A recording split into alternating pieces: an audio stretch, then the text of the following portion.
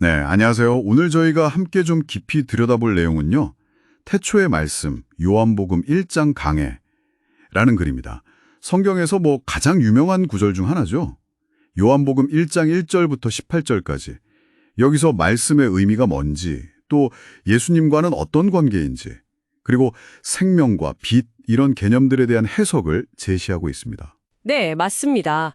이 자료가 기독교의 아주 핵심적인 개념들이죠. 말씀, 헬라어로는 로고스라고 하는, 그리고 예수님의 신성 문제, 또 성육신, 이런 것들을 깊이 다루고 있어요. 근데 좀 흥미로운 점은 전통적인 기독교 해석하고 더불어서요. 그 세계평화통일가정연합, 보통 통일교라고도 하죠. 거기서 제시하는 통일 원리 관점의 해석을 같이 소개하고 있다는 겁니다. 아, 통일 원리요? 네. 그래서 저희는 오늘 이 두 가지 관점을 좀 비교해 보면서 말씀의 의미를 다각도로 살펴보려고 합니다. 어느 한쪽 입장을 저희가 지지하거나 그런 건 아니고요.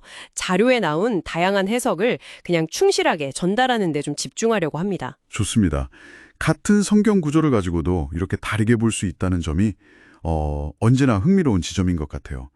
여러분께서도 아마 요한복음 1장에 대해 기존에 가지고 계셨던 생각들이 있으실 텐데 한번 비교하시면서 들으시면 더 재미있을 것 같습니다. 자, 그럼 첫 번째 포인트 1절로 바로 가볼까요? 태초에 말씀이 계시니라. 이 말씀이 하나님과 함께 계셨으니 이 말씀은 곧 하나님이시니라.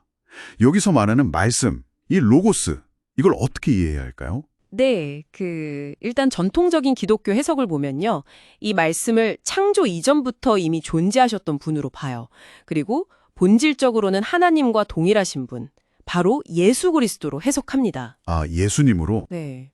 그래서 선제성이라고 하죠. 세상 창조 이전에 이미 계셨던 그 개념, 그것과 함께 예수님의 영원성, 또 창조주 되심, 이런 걸 강조하고요. 이게 삼위일체 교리의 아주 중요한 근거가 됩니다. 하나님과 동일한 존재로서의 예수님. 정말 기독교의 핵심 교리 중 하나군요. 그렇죠. 그런데 반면에 이 자료에 같이 소개된 그 통일원리 관점에서는요. 말씀을 약간 다르게 봐요. 하나님의 어떤 근본적인 뜻 혹은 계획 아니면 창조 이상 그 자체로 해석을 하는 거죠. 창조 이상이요? 네. 그러니까 하나님의 원래 계획 같은 거요. 그리고 예수님은 뭐냐면 이 말씀, 즉 하나님의 이상이 육신을 입고 이 땅에 오신 실체적인 존재, 메시아로 보는 겁니다. 하나님과 아들의 관계처럼 본질적으로는 물론 연결되어 있지만 하나님과 예수님을 완전히 동일한 한 분으로 보지는 않는 그런 차이가 좀 있어요. 아하. 네, 그러니까 예수님은 하나님의 그 뜻을 완벽하게 체현하신 분이다. 이런 관점인 거죠. 그렇군요.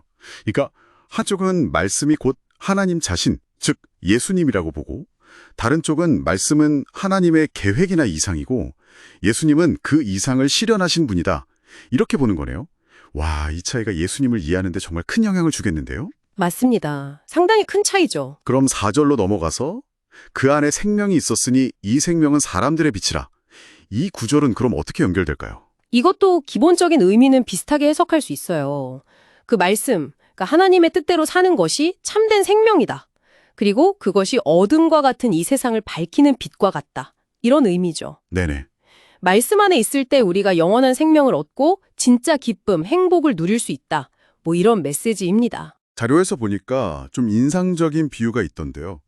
말씀 밖의 삶을 마약 중독에 비유하더라고요. 아, 네. 그 비유가 나오죠. 순간적인 쾌락에 빠져서 결국에는 진짜 만족이나 자유, 건강, 관계 같은 소중한 것들을 다 잃어버리고 파멸로 가는 것처럼 하나님의 말씀을 떠난 삶도 결국에는 공허함과 속박으로 이어질 수밖에 없다. 이런 강력한 경고인 것 같아요. 네, 맞아요. 그래서 예수님은 말씀대로 사셨기 때문에 그 생명과 빛의 본보기가 되신다. 이렇게 제시가 되고요. 여기서 아까 말씀드린 그 말씀에 대한 두 가지 해석이 다시 또 중요해지는 지점입니다. 전통적 관점에서는 말씀이신 예수님, 네. 그분 안에 거하는 것이 생명이 되는 거고요. 그렇죠. 통일원리 관점에서는 하나님의 창조 이상, 즉 그 말씀을 따르고 예수님처럼 그 이상을 내 삶에서 실현해 나가는 것이 곧 생명이요 빛이 된다. 이렇게 볼 수 있는 거죠. 그렇군요. 관점에 따라 강조점이 달라지네요. 자, 이제 세 번째 핵심 구절 14절입니다. 말씀이 육신이 되어 우리 가운데 거하심에 기독교의 아주 중요한 성육신 교리인데요. 이 부분에 대한 해석은 또 어떤 차이가 있을까요? 네, 성육신. 전통 신학에서는 이걸 보통 어떻게 이해하냐면 그 무한하신 하나님께서 인간의 유한한 몸을 입고 이 땅에 오신 사건 네. 이렇게 보죠. 네. 하나님 자신을 우리에게 직접 보여주시고 또 죄 많은 인간들과 함께 하시고 궁극적으로는 인류를 구원하시기 위한 하나님의 자기 낮추심 그리고 그 사랑의 절정 이렇게 해석하는 것이 일반적입니다.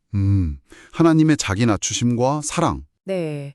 그런데 통일원리 관점은 여기서도 좀 다릅니다. 이 자료에 따르면요. 예수님을 하나님의 그 창조 이상이 완벽하게 구현된 첫 번째 인간으로 봐요. 그러니까 참사랑과 진리가 완전히 이루어진 인간의 모델 혹은 원형으로 오셨다. 이렇게 해석하는 거죠. 아, 모델이나 원형이요. 네. 하나님의 뜻과 완전히 하나가 되어서 이상적인 자녀의 모습이 어떤 것인지를 우리에게 보여주신 것. 그것이 바로 말씀이 육신이 된 것의 의미다. 이렇게 설명을 합니다. 예수님의 삶 자체가 하나님의 원래 계획이 인간 안에서 어떻게 실현될 수 있는지를 보여주는 본보기라는 거죠. 아하, 그렇군요. 듣고 보니 전통적인 관점이 하나님이 인간이 되셨다는 그 사건 자체에 좀 더 초점을 맞춘다면 통일원리 관점은 인간이 하나님의 이상을 완전히 이루었다. 즉 예수님의 그 성취에 더 무게를 두는 느낌이네요. 네, 맞아요. 해석의 강조점이나 초점이 좀 다르다고 볼 수 있죠. 오늘 쭉 살펴본 내용을 보면 결국 이 자료는 요한복음 1장을 통해서 말씀이라는 게 그냥 단순한 언어가 아니고 하나님의 근본적인 계획이자 생명의 원천이다. 그리고 예수님은 그 말씀이 구체화된 존재다. 이렇게 설명하고 있는 거죠. 특히 그 말씀대로 사는 삶이 얼마나 중요한지를 계속 강조하고 있고요. 네. 전통적인 해석과 통일원리의 해석을 비교하면서 말씀과 예수님의 관계, 또 성육신의 의미를 한번 살펴봤습니다. 해석의 방향은 분명히 다르지만 그래도 두 관점 모두 예수님을 통해서 하나님의 깊은 뜻과 사랑이 세상에 드러났다. 이 점에서는 어떤 중요한 공통분모를 찾을 수 있을 것 같습니다. 네, 그렇죠.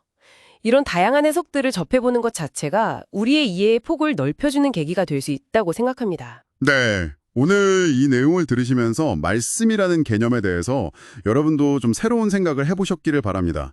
마지막으로 이런 질문을 한번 던져보고 싶어요.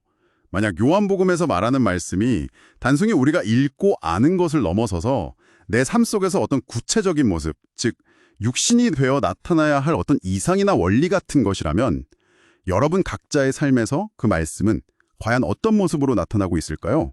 혹은 또 어떤 모습으로 나타나야 할까요? 한 번쯤 조용히 곱씹어 볼 만한 질문이 아닌가 싶습니다.